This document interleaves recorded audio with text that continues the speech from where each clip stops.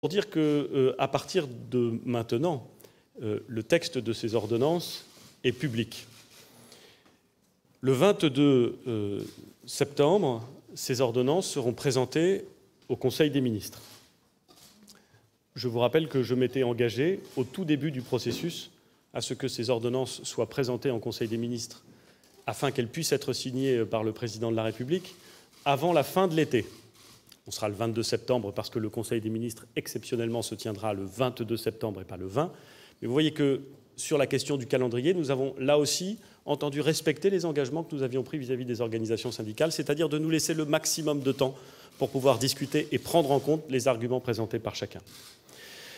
Entre aujourd'hui et le 22 septembre, que va-t-il se passer ? D'abord, le débat public va naître. Les organisations syndicales et patronales diront ce qu'elles pensent de ce texte. Chacun pourra se faire un avis.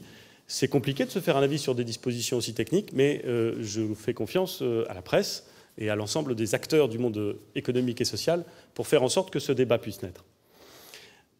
Les textes, les 5 ordonnances, vont être présentés dans le cadre des dispositifs légaux organisés de consultation à 5, plus de 5 d'ailleurs, mais enfin au moins 5 organismes de négociation ou de consultation dans lesquels sont représentées les organisations syndicales et patronales.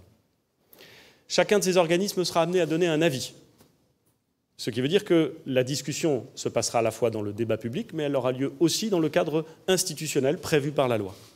Et puis le 22 septembre, les textes seront présentés au Conseil des ministres, le Président de la République pourra les signer, ils seront publiés, et dès la fin du mois de septembre, ils entreront en vigueur.